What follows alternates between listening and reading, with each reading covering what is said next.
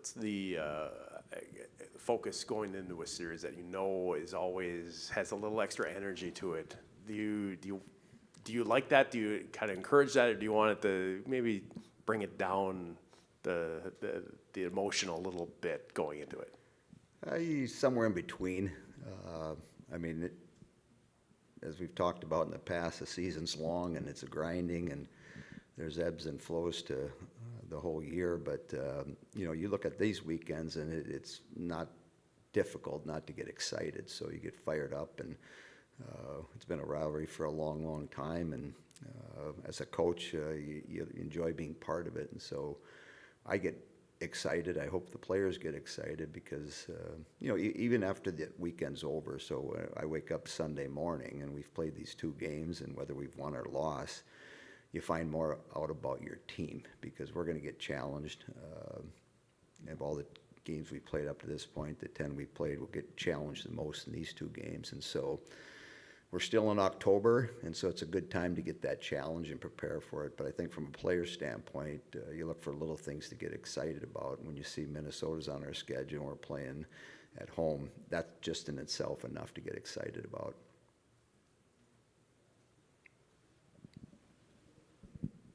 A little bit removed from the weekend, do you know if you'll have Laney or Adela available this weekend, or what their timeline to return might look like? They'll be back soon. No, you tell me what soon means, and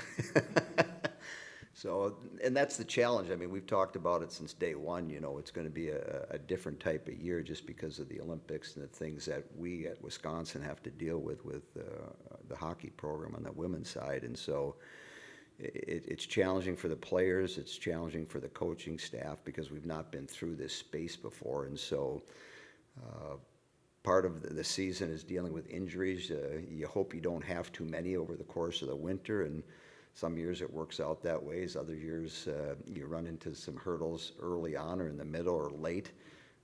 But it is what it is. So the puzzle changes a little bit as each of those situations is presented to you. And so how do we put the puzzle together? And so I can't put the puzzle together here on Tuesday. I might have a little better idea tomorrow what that puzzle might look like. But, it's the old cliche, one day at a time. So we've got the players that we're going to practice with today, and then we'll wake up tomorrow and we might have a few more. We might not have a few more. But to answer your question, that's a long version. I don't know. I was going to ask if soon had a definition for you, if that's just a nebulous kind of thing, but we'll it's move soon. on. It's like, so what's soon, But you had mentioned that Edwards and Sims were skating. They're going to skate today. Yeah, they're going to practice today with us, and so we'll get a better feel of what tomorrow looks like and how they're progressing. But it's encouraging. When you saw Minnesota start the season with the number of goals that they did, it was eye-popping that they were getting scoring from everywhere. Does that surprise you? I mean, they've got a lot of really good players that they were able to put up some pretty impressive numbers early in the season. How does that change the way you approach what your structure has to be, how solid you have to be defending and puck possession wise? Yeah, I mean, they've added, some pieces through the transfer portal that, provide them with more depth than maybe they had last season. So as they go down their roster, you look at their second and third lines and their fourth group and their defensemen and things like that, and there's just more productivity in those spaces. And so that doesn't change you completely, but it brings your attention to details. And so we talk always about managing the puck in certain areas. That can eliminate some of the things that they do so well, and if you're able to do that, then it quiets that down. And then defensively, with our goaltender and our defensemen, you have to pay attention to details and play well in your own end. The big thing is to stay out of the penalty box. They'll have a good power play. They have the personnel, and can you contain Murphy? I mean, she's the one that leads them. I think she's got 14 goals already, got off to a great start, but she's a really good player, and you just have to be really focused as you go on the ice and pay attention to those details. And if you're able to do that and your goaltender's making some saves, then you have an opportunity and a chance. My age is showing. I don't remember this for sure, but I feel like you guys did a pretty good job with Abby last season and limiting her finishing, if not her chances.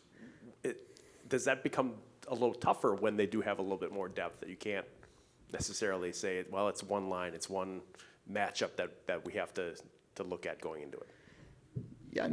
It's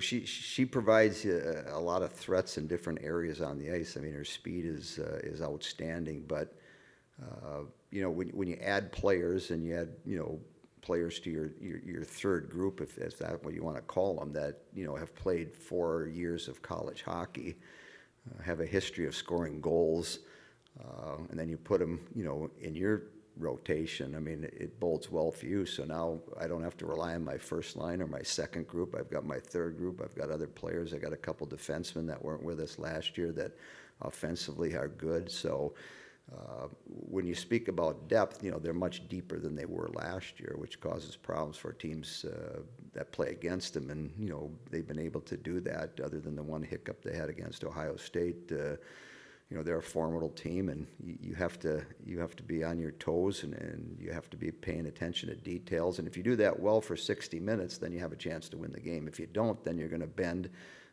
You just don't want to break, and you hope your goaltender's making some key saves at key times in the games to keep you in it.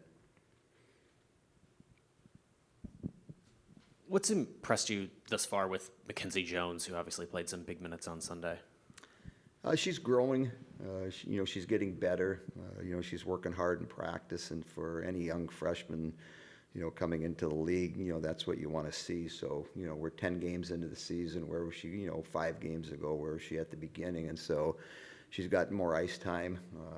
Her confidence seems to growing. But the thing that impresses me most is that, she's working at practice, working on some things that'll make her a better player, build her confidence up, and continue to grow.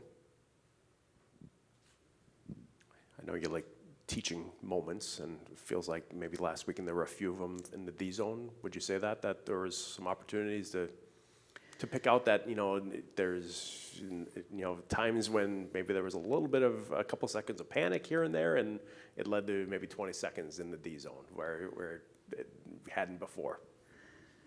Yeah, every game is going to present some things that we've done well, that we haven't done well, and then how can we move forward and try to become better. And so, there's clips in the second period in Sunday's game that you can take away and say, I can verbally tell people on the bench, about puck management and making sure the puck gets chipped by these defensemen into the offensive zone. But if I show them, it probably sinks in a little bit deeper than verbally communicating with them. So, as coaches, as teachers, that's what you're trying to do. And so whether it was a good clip or whether it was a clip that we can improve on, that's all the part of the process. And you might be the individual that's in that video, but if I play the similar position and I'm on a different line, I can look at that and I can also learn from it. So, even though the game was 8-0 Sunday, there's, 5, 6, 7 clips that I can pull out of there that, will end up making us stronger because we went through that experience. And so as frustrated as maybe I got at the end of the second period, it was a good thing. It was a good thing that happened, because you have these different adversities within a game, and can I grow because that happened? And hopefully we can grow from those situations that happened Sunday afternoon.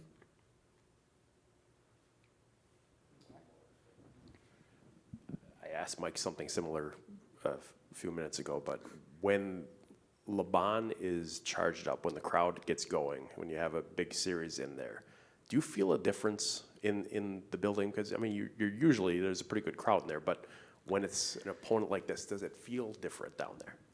It does. And I'm just coaching, but, it feels different if you're playing too. So, when we step on the ice Friday to start the game, there's going to be a special electricity in there. And so something special is going to happen, and it's going to be a lot of fun to be part of. And so, there's definitely a difference depending on, what game we're playing, what time we're playing, who we're playing against. And I think any building's like that. So when you have a big rival coming in, it's going to be different than a game that we played last weekend. both good, but they're just different. So when we go up there in late January, it's going to be the same thing. I mean, they're going to be up there, and there'll be a special electricity in the air, and that's where the competitiveness as coaches and as players, should come out, where you don't get a ton of these opportunities, and in a lifetime you only get a certain amount of them, and we're fortunate that we get them, and let's enjoy them and make the most out of them.